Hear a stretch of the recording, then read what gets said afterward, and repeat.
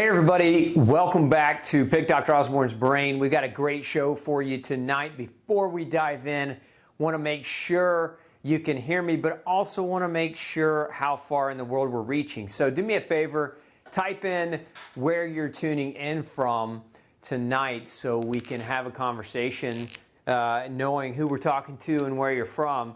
And if you've got questions, we're going to get those answered kind of close to the end, but I try to do it first come, first serve basis. So type those questions in now. Let's get those kind of pumped in, and we'll do our best to get them answered for you. So the topic of tonight's show is everything you ever wanted to know about calcium. There are several different things that I want to dive in tonight because most people think about calcium as this element or agent that is predominantly necessary to form our bones. So that's kind of where the conversation ends with most doctors. You know, you go in, maybe you're a female, reaching that menopausal age, the doctor says, hey, you need to be on calcium supplementation just because we're worried about the potential for bone loss. And it's very important that you understand that's a myth.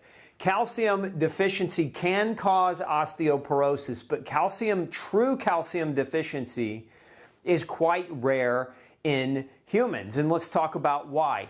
99% of the calcium in your body is stored in your bone. That's why. Your bone is this huge storehouse of calcium as a mineral. The other 1% is found in your serum, found in your plasma, found in your extracellular fluids, but the vast majority is in your bone. And so your bone is this huge warehouse of extra calcium, and that's why it's really hard to become calcium deficient. Now, some people would argue, hey, well, isn't osteoporosis kind of like a slow trickling or leaching of calcium from the bone? Isn't that kind of a late stage manifestation of calcium deficiency?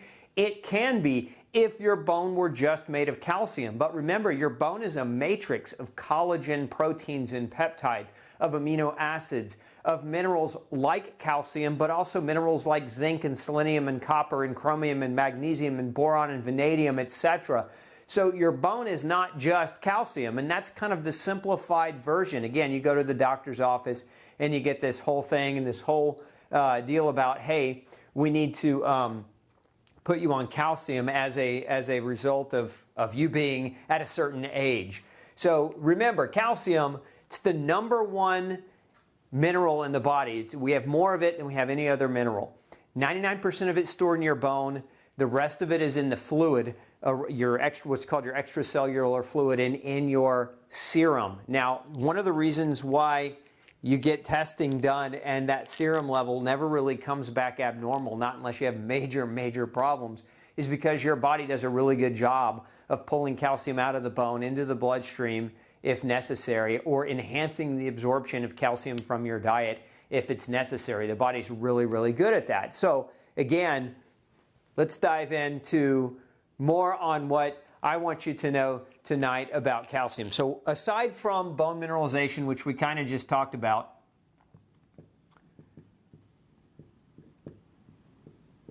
what other functions does calcium truly have in the body? One is called it's a hormone signaling molecule known as a secondary messenger. So what does this really mean? Let's dive into this function. This is one of the most critical functions of calcium, 2 with a 0 above. That's a secondary. That's what that stands for. So it's a hormone secondary messenger. So let me draw you a picture and kind of explain to you what that means. This is a critical function of calcium. So on the surface of your cells, you have hormone receptors that stick out. Okay, so hormone, let's just say in this case estrogen, right, comes in and it binds onto that hormone receptor. We'll call that an HR, hormone receptor. That's going to trigger a message to come into the cell. And that message, as it's coming through the cell membrane, calcium picks that message up. Calcium, this is where calcium as a secondary messenger comes in. It picks up the message from the hormone and delivers the message to your DNA, and that's what brings about the effect of hormones. So when we talk about calcium as a hormone messenger, your hormones won't work as well. You'll have a dampened hormone response if you truly have a chronically low level of calcium in your diet, chronic calcium deficiency. So secondary messenger hormonal problems are a common manifestation of calcium deficiency. We'll talk a little bit more about that. But this can happen, and this occurs for pretty much most sex steroids, estrogen, progesterone, testosterone. So remember, and if your calcium levels are too low over time, your hormone message is not going to be stopped. It's not all or none. It's going to be a dampened effect. You're not going to have this communication as well. If you ever played that game in grade school where you whispered something into somebody's ear and then they whispered it to the next person and the next person, and then at the end of the line, right, the message was completely skewed. It typically was not the original message. That would be like having no calcium or very little calcium to deliver the proper message, and so then the right message doesn't make it to the DNA, which doesn't lead to the upregulation of what that hormone is trying to upregulate. So that's a major problem with calcium deficiency. So it works as a hormone secondary messenger. One of the other functions of calcium is it's an electrolyte. Now, it's funny, you never see or hear about calcium as an electrolyte, but it plays a role in nerves and muscle function. So if we're talking about nerves, your nerves have to talk to each other, okay? And in a nerve, well, let's use a different color for you. So if we look at just kind of a general nerve ending, it's called a synaptic bouton in biology. You might have, if you took a biology class, you might have heard this term. But this is nerve A. We'll call this nerve A. We'll call this nerve B. And so this gap in between the nerves, this gap here is called the cleft. And so what has to happen is if this nerve A is trying to talk to nerve B, then what happens is you've got to have an electrical charge come through this nerve. And that electrical charge in part is provided as a result of potassium and chloride, so sodium and potassium, but also magnesium, which we talked about before. But calcium, what's at the end of this nerve is something called a calcium channel. So when the electrical impulse travels down the nerve, and I didn't draw the whole nerve, but imagine this long wire, right, coming down, and when that electrical depolarization hits that calcium channel, calcium floods in to the nerve cell. And it does something to these are called vesicles, and inside these little bubbles, if you will, you store your neurochemicals, things like dopamine and serotonin, right? The nerve chemicals that allow our brain cells to communicate. So calcium floods in, and it tells these bubbles of nerve chemical to dump themselves or to release themselves into this gap. And when that happens, you have little receptors on the other side that pick up on these chemicals. And so what that does is it allows this message to pass this gap and to come this way. Now, your body does that on purpose. Your body wants to have an off and an on switch for nerves, and basically that's what calcium is. So think of it as a light switch. We can flip open that gate or we can close that gate very, very quickly, and it allows for that nerve to talk or that message to stop. And sometimes we need a message to continue, and sometimes we need to stop a message from happening. And that's where calcium deficiency can create hyperexcitable nerves, where a message might not be stopping appropriately, or it can create not enough communication, so the nerve isn't communicating as well. It can go either way because it depends on whether your body needs that light switch to be off or on for that nerve communication to occur or to not occur. So nerves, very, very important. But one of the other is in muscle contraction. So contractility of muscles, your muscles have to contract, your muscles have to relax. And depending on what you're trying to get them to do, if you don't have adequate calcium, your muscles can actually spasm instead. So again, the message is not quite clear. So you can develop cramping or spasms or muscle tetany. These are very, very common. So these are some of the major functions of calcium. Most of you have heard of the bone aspect, but very few may have heard of how calcium delivers the message of your hormones and works as kind of a missing electrolyte to help deliver the functionality to your nerves and the functionality to your muscles as well. So very, very important functions. How do we get calcium in the diet? Where does it come from? So we're really talking about sources. There's a big kind of myth about the sources of calcium being that if you don't get dairy in your diet, then you're somehow not going to get adequate calcium. That's a huge myth. You don't need dairy in order to get calcium. Dairy is a rich source of calcium, but so many of you listening tonight are dairy sensitive, dairy intolerant, don't do well with the type of dairy that's being produced on commercial farms in the U.S., where we have massive hormones, massive chemicals, massive stress on the animals, animals being fed tons of grain with genetically modified pesticides all in them, and you're choosing to not use dairy because the quality of the dairy is not good. And then we have the processing of the dairy, things like meat glue found in cheeses and yogurts and other things that can destroy or damage the gut lining. So if you're not choosing dairy as a source for calcium, don't panic. Like, that's probably one of the top questions I get in my clinic is, oh, what am I going to get for my calcium if I don't use dairy? So let's talk about what other food sources are rich in calcium. So, number one, bone broth. Very rich. Now, I'm not talking about the stuff you buy at the grocery store that's almost like watered down broth. I'm talking about the thick stuff where you put it in the pressure pot and you're cooking and softening those bones, and all those minerals are leaching out of the bone into the broth itself. It's a great source of calcium if you do it right, if you have a nice, dense, rich version of bone broth. Number two, another great place, sardines.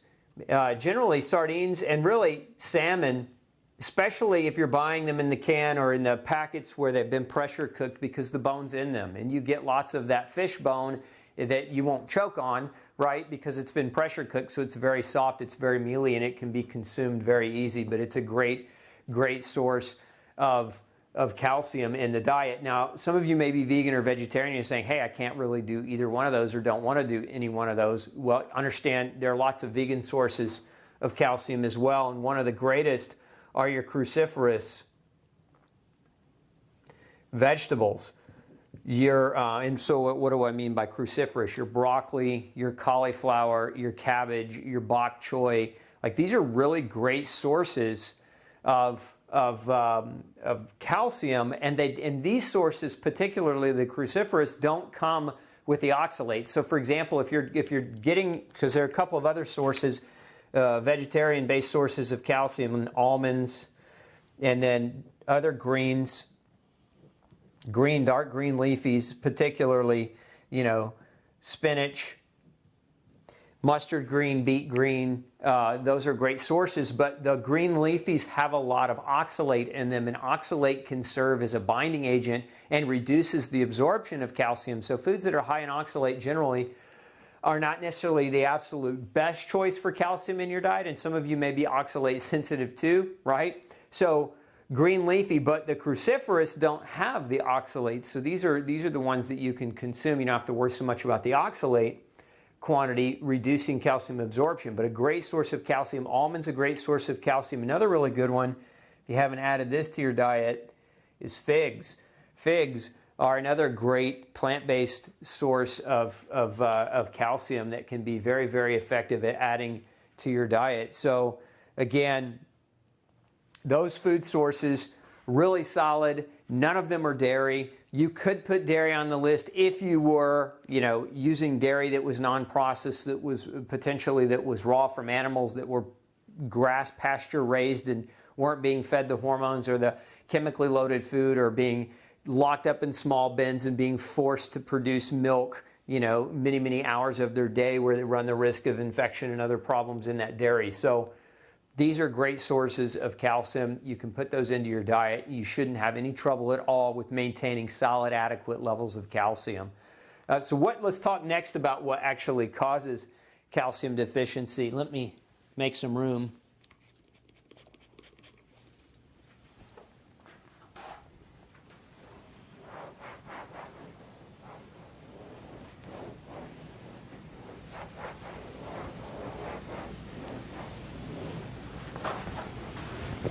Okay.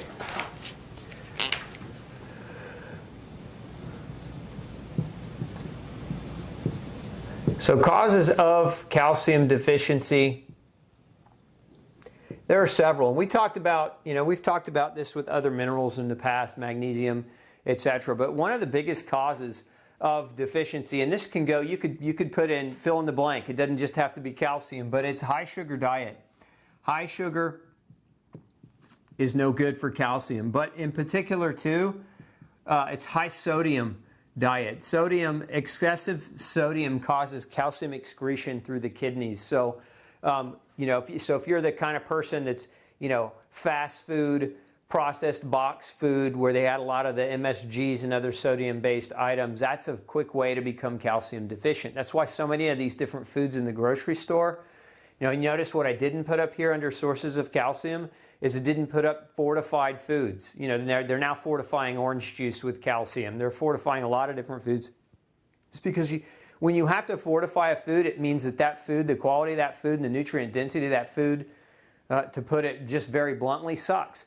And you don't want to consume garbage food that's been fortified artificially so that you can get the adequate nutrition in your diet. You want to eat real food. So remember the 3 rules of nutrition, right? Rule number 1, you can't get healthy eating food that isn't healthy. And so that falls under number 1 as a cause for the deficiency. But what else do we see causing calcium deficiency? There's several other things. Now, one, and this isn't to pick on coffee drinkers or tea drinkers, but excessive coffee and tea consumption leads to calcium excretion through the urine as well, and that has to do with the caffeine. So we could go to, say, under as a subheading under here, energy drinks. So if you like your Red Bull or Monster or whatever it might be, these are things that excessive caffeine is going to cause calcium loss through the urine. So it's a really bad idea to overdo this. Now, does that mean you can't have a cup of coffee in the morning? No, it doesn't mean that. Does that mean you can never have a cup of tea? No. We're talking about the big drinkers, right? The ones that I'll only drink 1 cup a day, and the cup is like a 20-ounce mega cup, right? I'm talking about 6 to 8 ounces being the cup is probably okay. It's when you get into the higher, moderate to heavy coffee and tea consumption where you can start to see problems with calcium metabolism and calcium absorption and calcium excretion really start to kick in. Another one on this list is alcohol.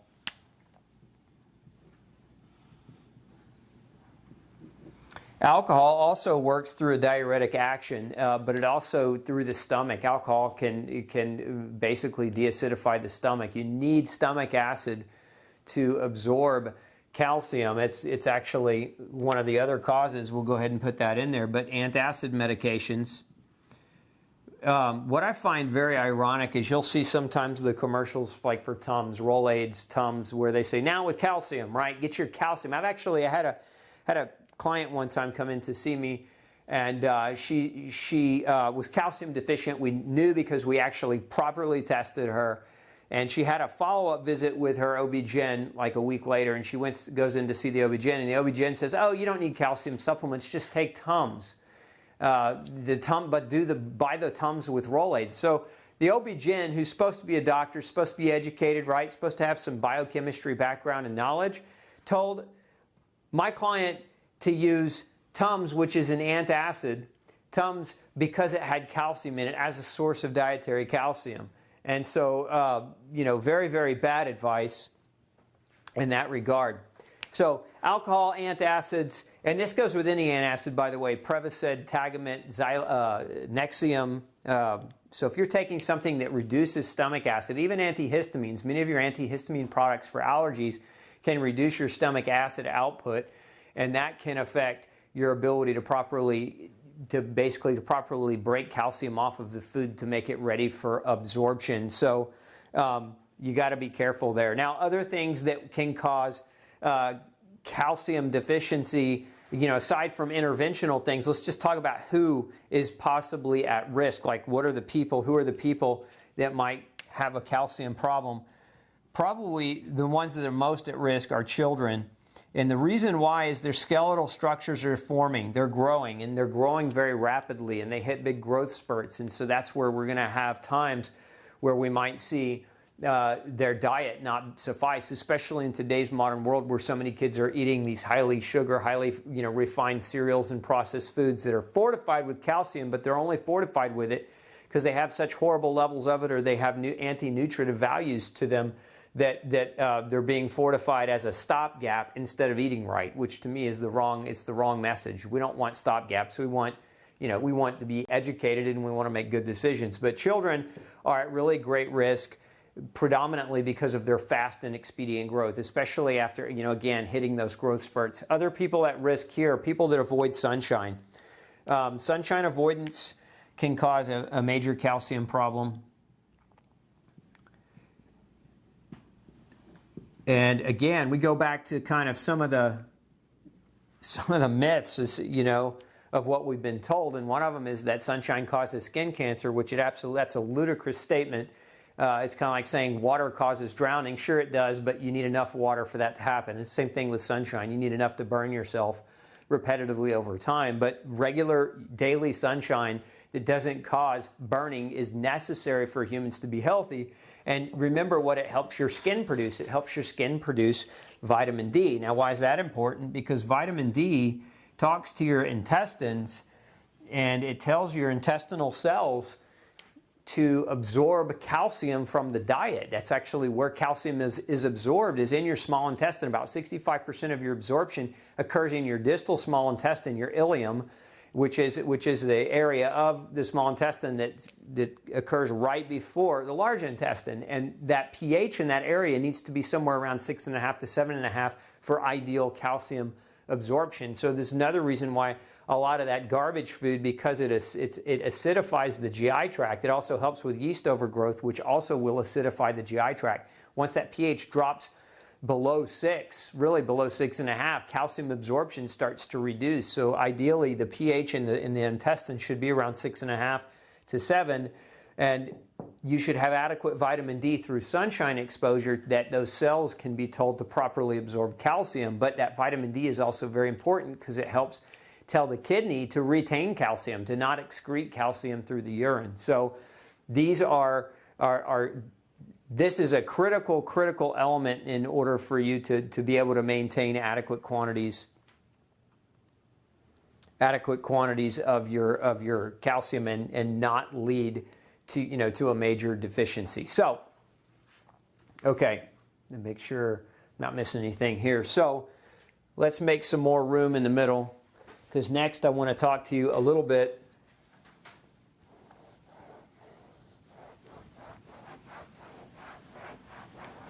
about the symptoms to be aware of. So what types of symptoms might somebody experience? Because you don't just wake up one day with osteoporosis. Generally, you have symptoms that precede that by many years, right? And so what are we looking for in terms of symptoms that people might experience acutely? And one of them, with dehydration especially, is acute loss of calcium leads to cramping in the muscles. And where we're going to see this most commonly is in the feet and in the calves. And one of the hallmarks of calcium deficiency is that this happens primarily, it happens at night. So if you're waking up in the middle of the night and your feet are cramping up on you, or if you're trying to go to bed at night and your feet are cramping up on you, your calves are locking up, you find yourself jumping out of bed, trying to stretch that out, you very well might have a calcium deficiency. So that's one of the early symptoms to really look for in terms of whether or not you might have that. Another one is fatigue, particularly muscle fatigue. Your muscles fatigue out too quickly. So like if you're trying to work out and you're wondering, I used to be able to do a lot more, and maybe part of that is because you're deconditioned, but maybe you've developed a calcium deficiency. You're not deconditioned, but your muscles are just getting fatigued much more quickly. Calcium deficiency will lead to that muscular fatigue and that muscular burning pain. So you might start developing that burning sensation in the muscle a lot sooner than what maybe is really typical of your past experience. That muscle fatigue as a result of calcium deficiency is not an uncommon symptom at all, so pay attention to that one. Additionally, we're going to remember I said earlier about the nervous system, so irritability is another symptom that we're going to see with calcium deficiency. So agitation, quick to agitation, you just you jump off the gun, maybe your temper's a little bit shorted.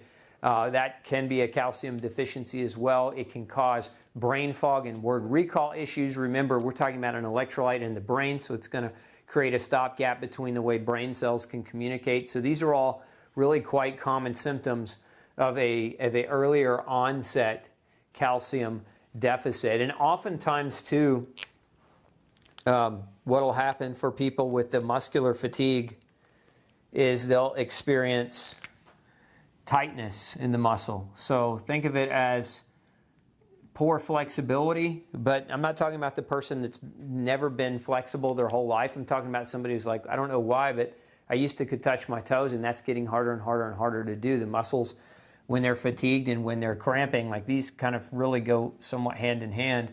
It makes it harder for you to maintain your flexibility. So those are real common symptoms for you to look for with calcium deficiency. Beyond that, if your doctor's checking your calcium levels on, like on an annual physical or when you go in, they're usually measuring what's called serum calcium, which is very, very tightly controlled. If your serum calcium drops below a certain level, it can actually kill you.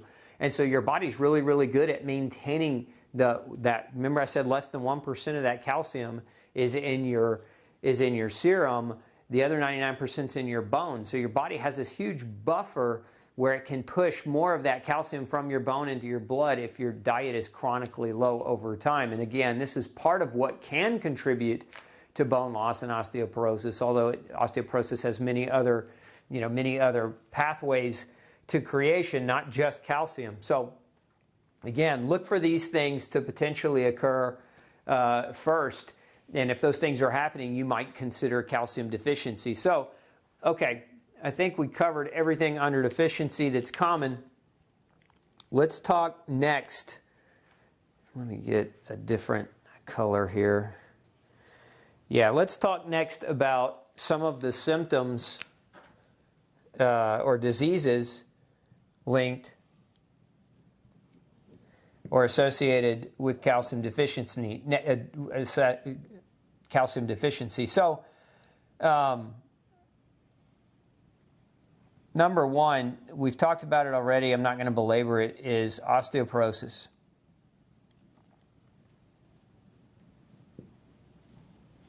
Number two, very rarely discussed, is colon cancer. There are a number of research studies that show that calcium prevents the cells in the colon from basically growing incorrectly and turning into polyps and then subsequently turning into cancerous polyps. So colon cancer is one of the disease states that we know calcium deficiency chronically can contribute to.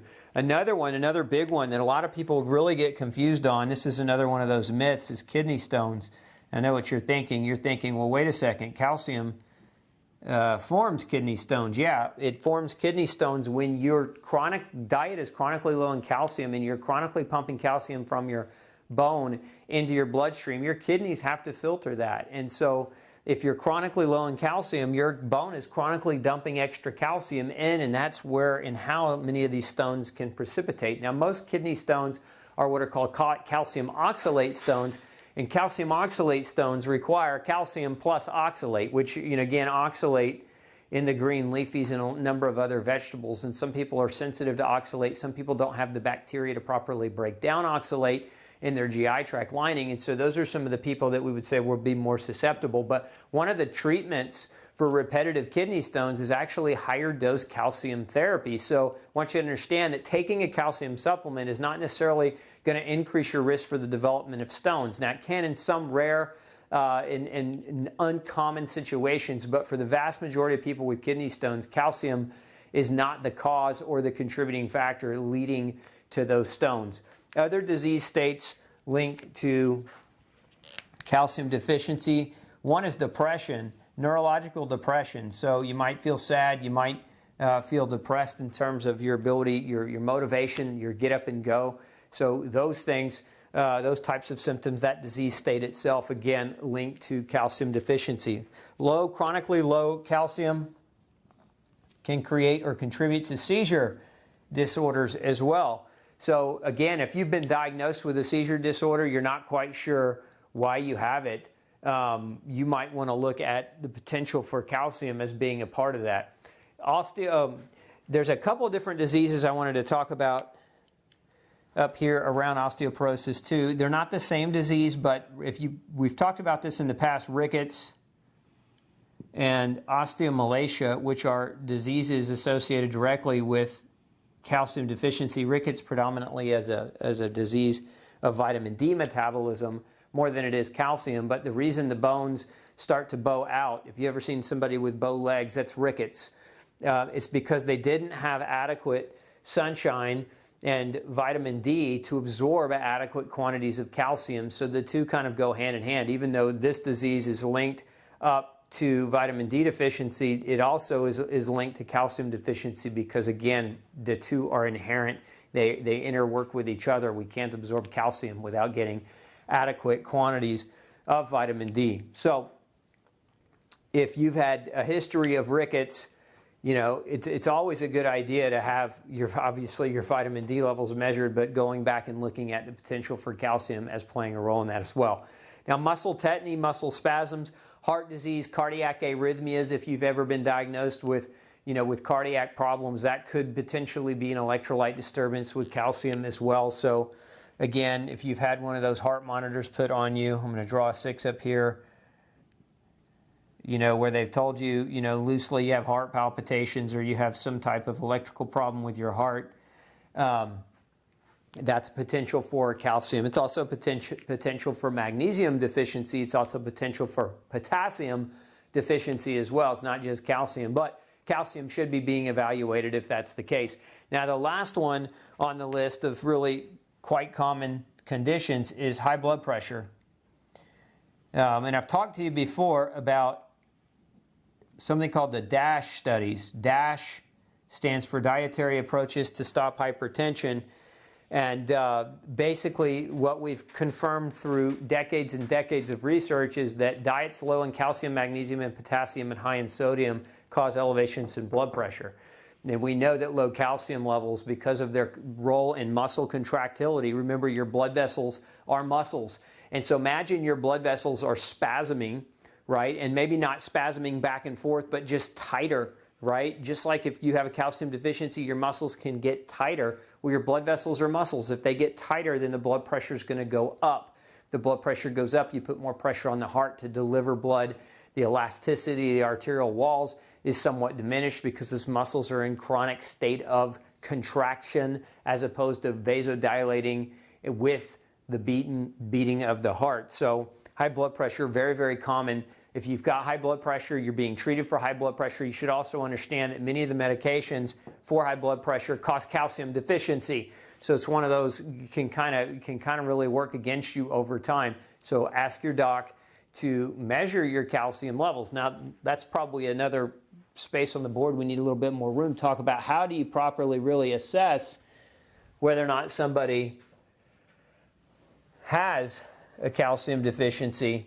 Aside from clinical symptoms and disease state and the history of the individual, which is something your doctor should be considering if they're doctoring you. If they're not considering any of those things, probably because they don't know a whole lot about nutrition, you should probably look for a different doctor. That's, you know, that's just the way it goes sometimes. But what kind of blood tests, what kind of assessments can be done to determine calcium?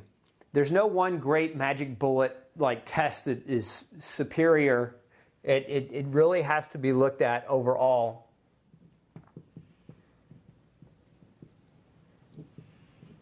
So if we want to evaluate calcium status,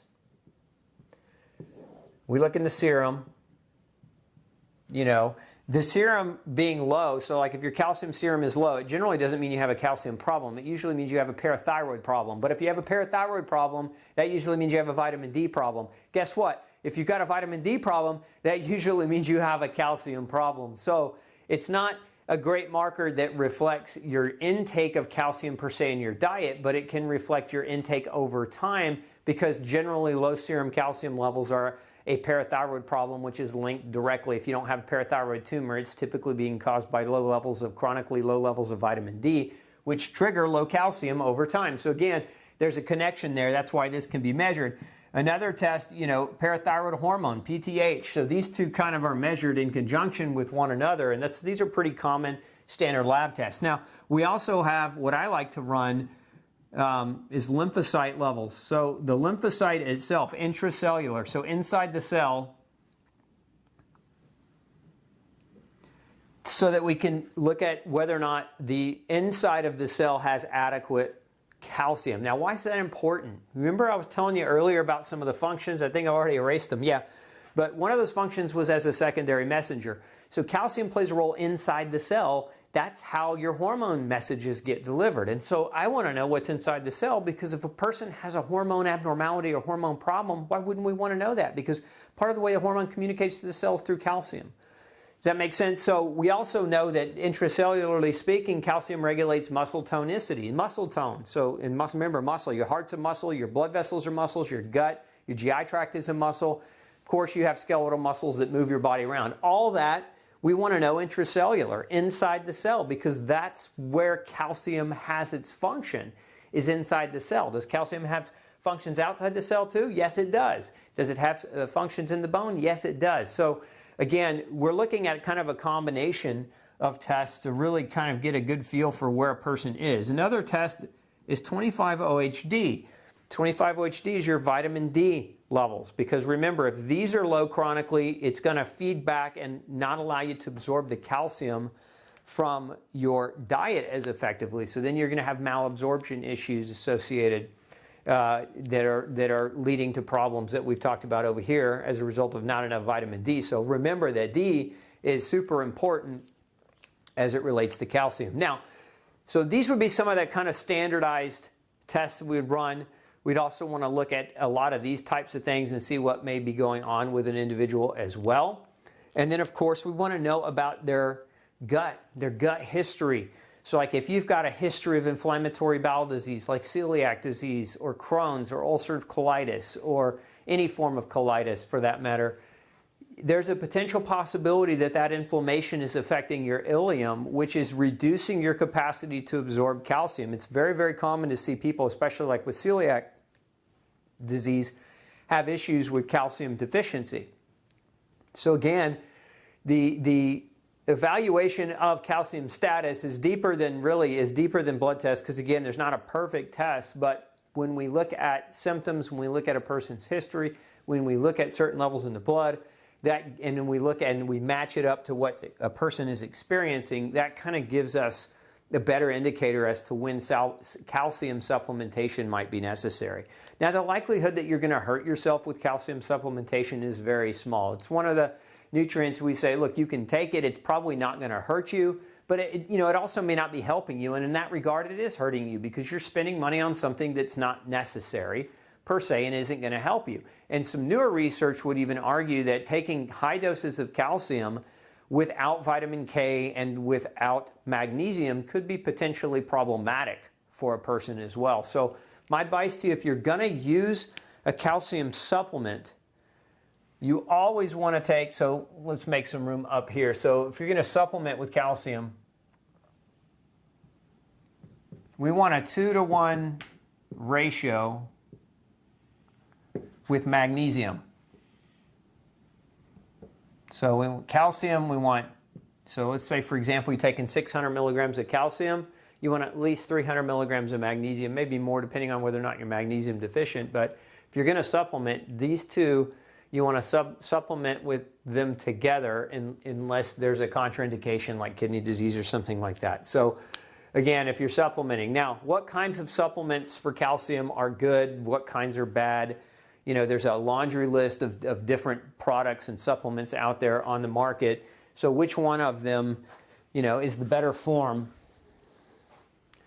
The best form of calcium, supplementally speaking, depends, because if we're talking about intracellular or extracellular calcium, sometimes there's a difference. So let's talk a little bit about forms of calcium. You've got carbonate, which is the oyster shell or bone fragment stuff, which is not really any good. Carbonate is really bulky, so it comes in these massive horse pills, but your body doesn't absorb it very well. So this is probably, if we say, okay, which one do I not want to use? Carbonate's not a great form. There's something called hydroxyapatite. So calcium hydroxyapatite is another form, and it's a bone matrix supplement, and it's fair. It's a good form. But then you have citrate, arguably the better of the versions of calcium. I'll put a little star by it. You've got citrate malate, you've got calcium malate, and then you've got calcium orotate. And so if we're talking about just good old-fashioned, tried and true, what the research says as far as absorption rates, this is it right here. This is where your money's at, is calcium citrate. One of the best forms, and generally speaking, the pill size is reduced to a certain extent. Not quite as huge of a pill, although they still are pretty big pills. Now, if you're talking about intracellular calcium, like some research, again, this is not, when I say this is not mega conclusive, meaning this is still, there's still research that should probably be done, but calcium orotate is good at getting inside the cell. So whereas calcium citrate's good at getting absorbed through the GI tract, getting into your bloodstream, orotate is really good at getting inside your cells, so intracellular calcium. So, that is something to be considered if maybe you've been told you had a calcium deficiency by your doc and you were non-responsive to calcium citrate. You might look toward orotate as a potential form to get your calcium in you. So these are your basic forms. Again, carbonate's no good, calcium hydroxyapatite, calcium citrate, calcium malate, calcium orotate. Preferably always taken in a 2-to-1 calcium magnesium ratio, and preferably taken with vitamin K. And when I say taken with vitamin K, it's why I'm a big fan of food. So going back to what we talked about here, vitamin K, lots of vitamin K. Vitamin K here. You get vitamin K when you take it in with your food, because nature knows already that putting the two together, vitamin K is necessary to push calcium into the cell. It's one of the important factors there. So again, if you're going to supplement, consider vitamin K as an important element to be able to drive calcium into the cell. So consider what your diet is, because if your diet's a poor source of vitamin K, then you might really want to consider changing your diet instead of, again, changing your diet first instead of supplementing. If you're doing this all on your own without somebody guiding you, without a doctor, try it with food first. Food is, you're going to have a hard-pressed time hurting yourself with food if the food fits the definition of what real food is, right? I'm not talking about food. I'm not talking about highly processed stuff that we call food. I'm talking about real wholesome foods that are important and necessary for your body to function. Okay, so maybe I didn't answer how much calcium should a person be taking. So depends. If we're talking about a therapeutic dose, 1,000 to 1,200 milligrams of calcium per day. So, don't really recommend anybody look to try to go beyond that.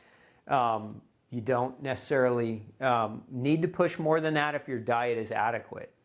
Now, are there toxic symptoms of calcium? Meaning, can you take too much? Look, some cultures, there's some tribal cultures that generally thrive largely on milk, and their dietary intake of calcium is 5,000, plus milligrams a day. And in that culture, we don't really see any signs or symptoms of calcium toxicity. But where I would say you got to be careful and be cautious is, one, if you've got a kidney disorder and your kidney, there could be a problem with your kidney not properly absorbing, reabsorbing, or letting go of calcium appropriately. Additionally to that, pay attention to lethargy. If taking calcium makes you really tired and makes you feel really, really foggy, it's probably not for you. It's probably not a good idea for you to take it. But beyond those things, again, it's really hard to become toxic in calcium. Remember, you have this huge skeletal structure that's predominantly made in large part by calcium. So it's not going to be super easy. It's not one of those nutrients that can cause massive levels of toxicity, especially not at these levels. Again, if you've got a kidney disorder, that's a different matter. You should follow up with your nephrologist or your kidney doc before you are taking heavy levels of electrolyte-based supplements anyway. So I'm going to open the field now for any questions that are coming in. Okay, let's see what we got.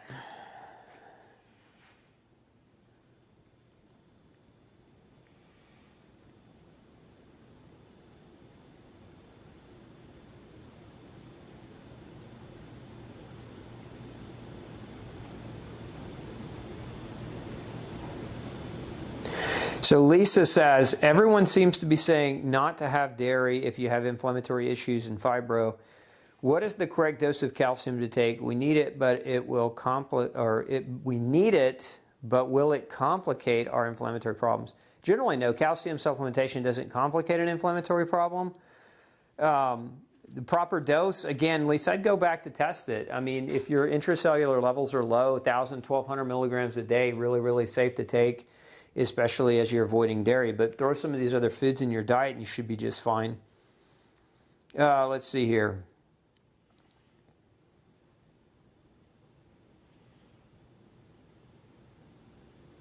Linda says, so non-GMO grass-fed dairy is good? No. I know it gets tricky. Like, should we have to have all this conversation about which food is not really food? Like, it's so crazy. We live in like this Alice in Wonderlandian like realm of nutrition and food because set special interests, lobbyists, and politics have gotten involved with the production of our food. The answer to your question is you can buy grass-fed organic dairy if you go to the grocery store. But the problem with that is, one, it's being pasteurized and ultra-pasteurized. So a lot of the enzymes and the other nutritional value of the dairy is completely cooked out. And what you're basically getting is dairy sugar, right? But beyond that, a lot of these dairies are processed with a substance called microbial transglutaminase. It's not on the label. By law, it doesn't have to be on the label. It's not considered a food additive. It's a food processing agent. And what meat glue does, that's its other name, meat glue, microbial transglutaminase, is it actually rips holes in your gastrointestinal lining, creating leaky gut. So if you've got chronic inflammatory autoimmune problems, buying processed dairy of any kind is not recommended, no matter how grass-fed it is, no matter how organic it is, doesn't matter. I would not, and remember, organic dairy doesn't mean those cows were not fed grain. It just means those cows were fed organic grain. And that changes the constituency of the milk. It changes the nutritional value of the milk. It makes it high in omega-6, low in omega-3. It makes it low in conjugated linoleic acid. So not very good as far as my advice to you. I would not go to the processed garbage because it's just that.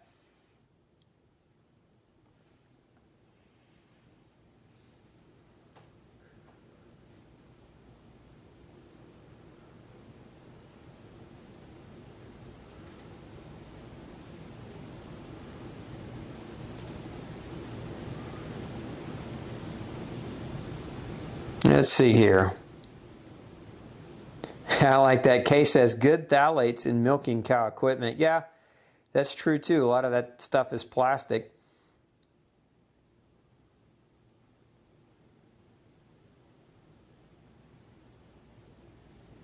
Can calcium supplements cause constipation? Yes, they can. And that's another reason you want to take it in that calcium-magnesium ratio of 2 to 1. Calcium, if you get too high, for some people, it can cause constipation.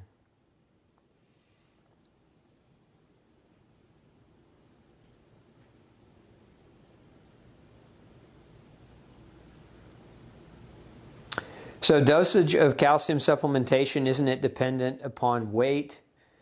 Yeah, it can be. As far as when we talk about dosing, I'm not telling you based on weight. I'm telling you based on average. This is average 150 pound male, 1,000 to 1,200 milligrams a day. But even in females, sometimes they need more. If you're pregnant, if you're lactating, you're going to need more calcium to grow that baby. So sometimes it depends on weight. Sometimes it depends on other scenarios.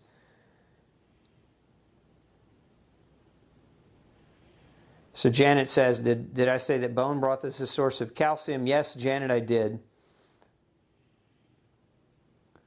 So Desiree, I'm taking a calcium channel blocker class of drug for blood pressure issues. Could this cause calcium? It's not so much going to cause a calcium deficiency. So calcium channel blockers inhibit the calcium channel from working, but they don't actually inhibit you from absorbing calcium. They just inhibit your calcium from properly working. So it's going to create calcium-like deficiency symptoms, but not necessarily going to cause directly a calcium deficiency.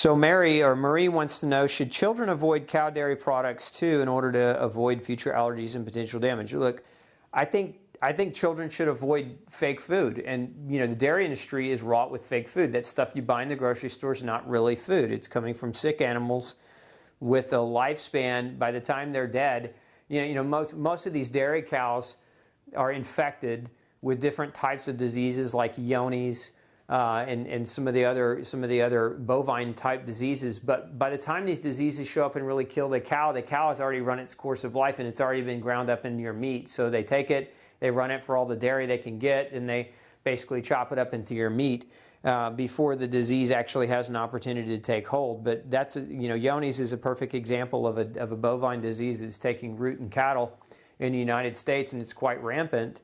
And it's quite a problem, but they solved the problem by killing the cows off earlier as food. Ask yourself this: do you want to have dairy products from animals that have known diseases and health issues? And I think that the answer to that is probably common sense, but you probably will say no.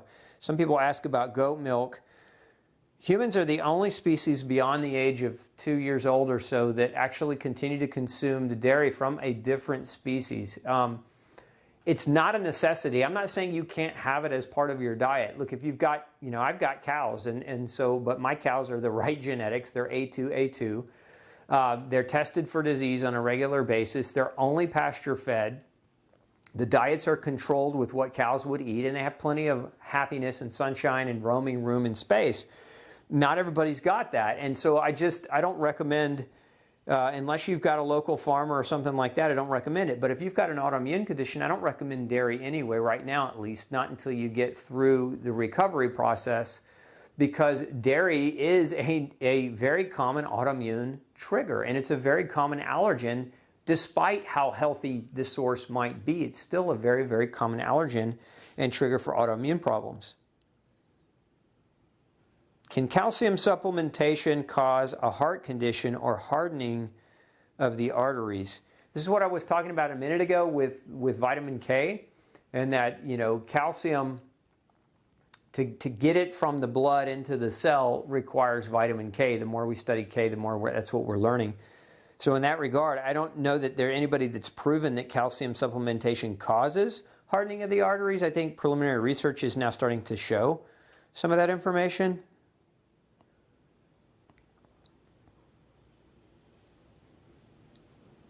So somebody's asking about hair tissue mineral analysis shows you with excessive calcium. Not sure why. I'm dairy-free. Thoughts.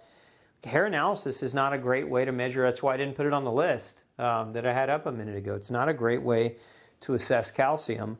Hair is predominantly an excretion material affected by the environment around it as it grows out, and it's just not a great way to evaluate calcium stores.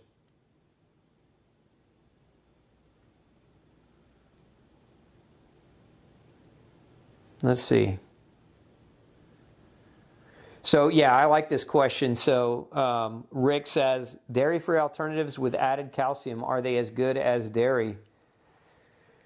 If you're talking about like almond milk that's been fortified with calcium, it depends on what else they're putting in it. I don't recommend a lot of those dairy substitutes because they're highly processed foods, and that's what you're getting. Again, we go back to what I wrote on the board over here a minute ago with the highly processed foods creating issues for people. Was told that you shouldn't, Michelle says, I was told that you shouldn't take more than 500 milligrams of calcium at a time because it doesn't absorb. Depends on the form that you're taking and what you're taking it with and the status of your stomach and the status of your GI tract. But yeah, it is best to split your doses up. So if you were taking, for example, 1,000 to 1,200 milligrams a day, split that up over 3 to 4 divided doses over the course of the day, and you'll do better at getting your levels properly absorbed. Sharon wants to know, can osteopenia be reversed? If so, how? Okay, maybe we can put up the link, Sharon, for our show. We did the show on the myth of osteoporosis and bone scans. And I want you to really go back and watch that show, Sharon, because a big part of your answer is going to be in that. What people are being told about osteoporosis, in my opinion, is very false and very misleading. A bone scan does not evaluate the health of your bone. It's only a measure of how well your bone absorbs X-ray. That's about it. So, you know, a lot of times doctors will run that, and then they'll want to put you on a bunch of drugs for the rest of your life. And you know, just, you know, watch that video. We don't really have the time tonight to get into the depths, but definitely watch that video. I think it'll be super helpful for you. Okay.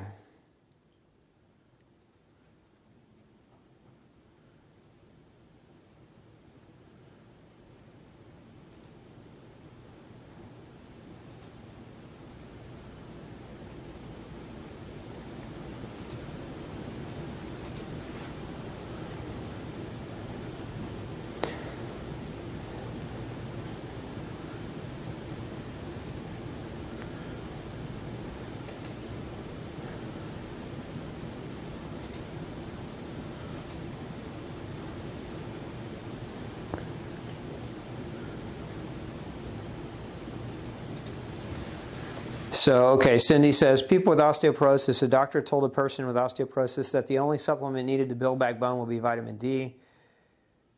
I totally disagree and would like to hear what you know on that subject. Look, osteoporosis is a multifactorial disease. It's not a vitamin deficiency disease, and it's not a mineral deficiency disease. Now, those minerals and vitamins might play a role in how your bone is capable of reproducing itself or mineralizing itself, etc. But osteoporosis now, we actually think now it's an autoimmune disorder, where remember your bone cells, your osteoblasts, your osteoclasts are actually remnants of your immune system. They're immune cells that actually have morphed into bone building and bone breaking down cells. And if you've got an immune system that's gone rogue, in a sense, autoimmune disease, that's one of the connections. There's actually antibodies that we're finding where people are actually attacking their own bone, and that's the reason for the bone loss, not because of a calcium or vitamin D deficiency. Now, we might see somebody who has autoimmune disease who is also vitamin D deficient or also calcium deficient, or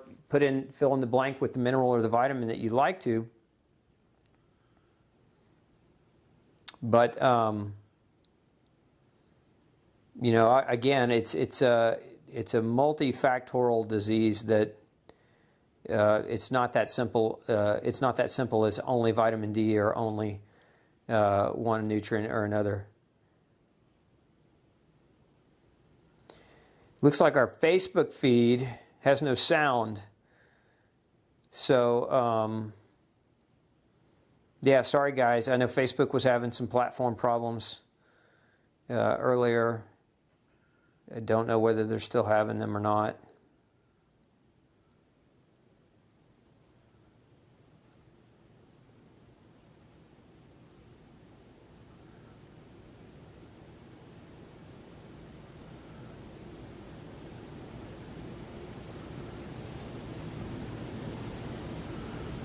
Okay.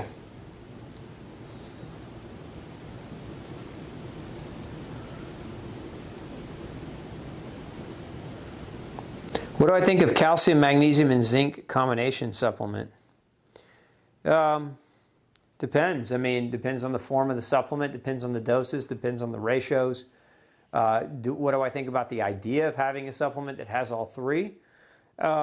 Depends on the person too. Depends on whether or not you're deficient. I know that's kind of a cop-out answer, but I don't think you can just put it all in one category, because some people don't need all three. I'm a bigger believer, maybe I'll just say it like this instead. I'm a bigger believer that if you get yourself tested for vitamin and mineral deficiency, instead of taking like broad spectrum mass quantities of pills, you take what you need and you apply your diet to what you're low in.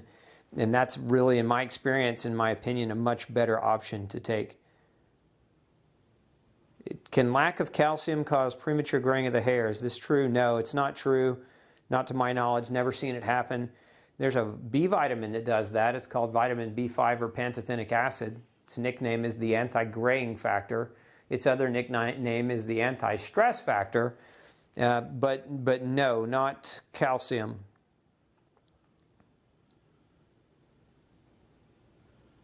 Okay, so those of you that are tuning in that can hear me, I sent out an email the other day and I was talking about suppression of information. And it's interesting that our Facebook feed is down and not working, and our sound is being hijacked. So again, my advice to you, if you're on Facebook and you want to make sure you're getting our information, come over to glutenfreesociety.org. Sign up for our newsletter, where that way I can dictate whether or not I can communicate with you, because with these social media platforms, we don't know when we're going to be shut down. A number of my friends have been shut down for talking about anti-vaccination, and not even necessarily anti-vaxxing, but just talking about the information, the science behind vaccination. So again, I hope I don't get shut down. I hope nobody wants to shut me down, but the only way I can control the message is if you guys come to me and make sure that you volunteer to receive it.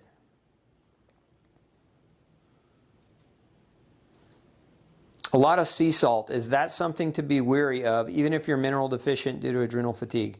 Not so much. It's not so much the sea salt that is the problem. Sea salt is a blend of different minerals. It's not just sodium chloride. Unlike table salt, where you go and buy it in the grocery store, it's just pure sodium chloride that's been bleached, washed. That's not the greatest version, and in that regard, don't recommend that so much. But sea salt is not so much. I mean, you can overdo any salt, but you're a lot less likely with adrenal insufficiency to overdo salt. And if you're having your adrenal function measured, with a solid doctor, and having some of the other blood tests and things measured to assess to make sure that you're not overdoing, that would be probably even more ideal. Okay.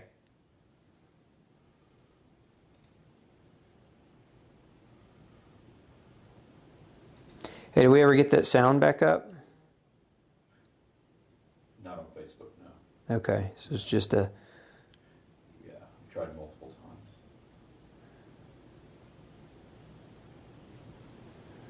Okay. Yeah, send them to YouTube. See? Yeah, that way they can kind of come join us. Okay.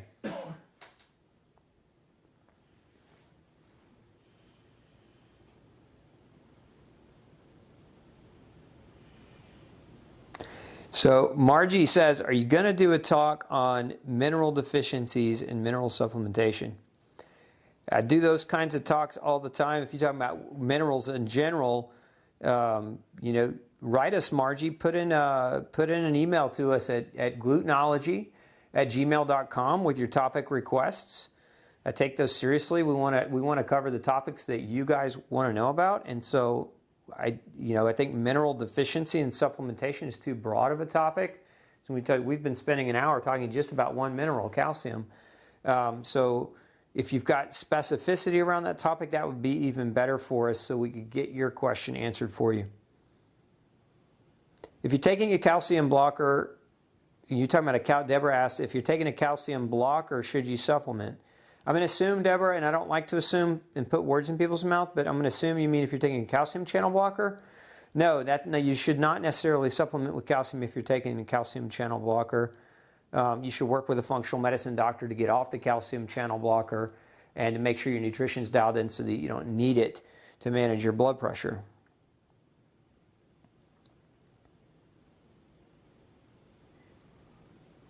Thanks, Linda. I appreciate your compliment. I really do.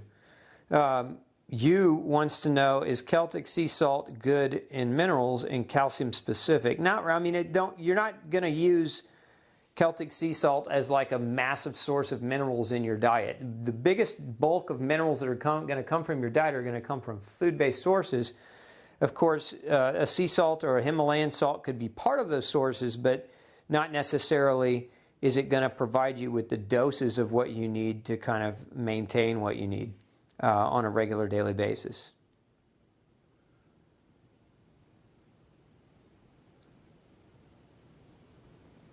Let's see, Marie wants to know an advisable calcium range level. Usually it's between about 8 and 10, depending on the lab.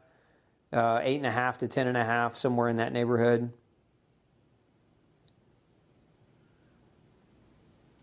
Yeah, so Colin wants to know what kind of specific test. I think I wrote it on the board a minute ago. Intracellular analysis. You want him to look, if he's going to measure your levels, one of the best ways to measure long-term nutritional status in someone is intracellular, looking inside the cell where most nutrients do their job, do their work.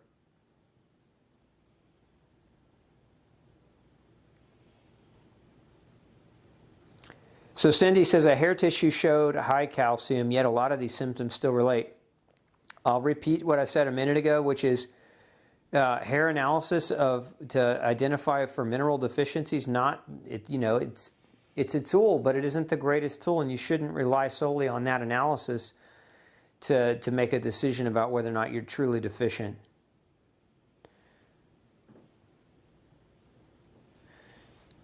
Can pain in the feet and calves also be Bartonella? It depends on the kind of pain. Yeah, I mean, Bartonella and Lyme can create, but typically, again, it's joint pain and neurological pain, so like neuropathic pain, so like a burning neuropathy type of pain. So it just depends on the kind of pain that you're experiencing.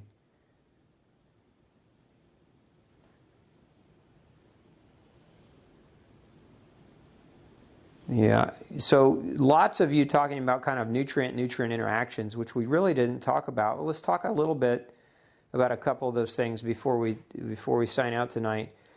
I mentioned vitamin K earlier as being important to take with calcium if you're going to take it. I mentioned magnesium as being important. I did not mention vitamin C, and it is important to get vitamin C in as well. I'd say of all the nutrients that, in my opinion, that are deficit, underrated, that people really truly need, vitamin C is at the top of the list. As a matter of fact, it's one of the few supplements that I take on a daily basis just because of the functions of vitamin C. It functions as a detox agent. It functions to help as an antioxidant. It functions in bone. It functions in collagen formation. It's just a very, very critical nutrient. I often hear of people with vitamin C supplementation feeling so much better than without vitamin C supplementation. And think of vitamin C a lot like duct tape. Duct tape meaning that duct tape fixes everything, right? And so vitamin C, not to say that vitamin C fixes everything. It doesn't fix anything. It helps your body heal itself. But so many people are low in it because of their poor diets. All right, we got that link up on osteoporosis. So, would splitting soft nails be a calcium deficiency? It can be. It's usually when I see soft nails, splitting nails, I'm thinking about zinc. I'm thinking about selenium as being more causative in those arenas, in those scenarios, at least clinically speaking. That's what I see correlate more frequently with the symptoms outside of the lab, and then we get the lab test back and we corroborate in the middle. So selenium and zinc deficiency, more soft nails, and as opposed to calcium deficiency. So, okay, we got to wrap it up. We're running late tonight. So those of you who don't know, go over to glutenfreesociety.org. That's my hub. That's my foundation. And I want you to sign up if you're not already. Sign up for our free gluten-free survival guide. Even if you don't plan on going gluten-free, the site is so much more than just about gluten. It's about health. It's about the right food. It's about the right exercise, the right amount of sunshine, the right amount of stress relief and sleep, etc. It's about health. It's about restoring health. But come visit me over there. Make sure you sign up for my newsletter there so that I can ensure my future ability to communicate with you. I'd hate to see any of our platforms and social media get shut down, but again, we're not in full control of that, so I want to make sure that I can constantly stay in touch with you, so just head on over and sign up. We'll see you next Monday night again for an episode of Pick Dr. Osborne's Brain. We're going to continue this course. We're getting through vitamins and minerals over the next few months. If you've got a topic request, please send that over to glutenology@gmail.com. If you've got a question I didn't get answered, email me. We do Q&As as well, and I put up a lot of videos with those direct answers for you and love to help you. That's part of why I'm here. Remember, what is our mission? Our mission is to help save 100 million lives. We've got 100 million chronically sick people in this world, and we want to reach out to them. So if you found the information from tonight's show helpful, useful, and you know somebody else who could also benefit, help me spread the word. I can't reach them all on my own. I need you. And just like you're here every Monday night visiting with me, taking my help, I'd love for you to reciprocate and give me your help back. This is Dr. Osborne wishing you an excellent week, wishing you excellent health. We'll see you next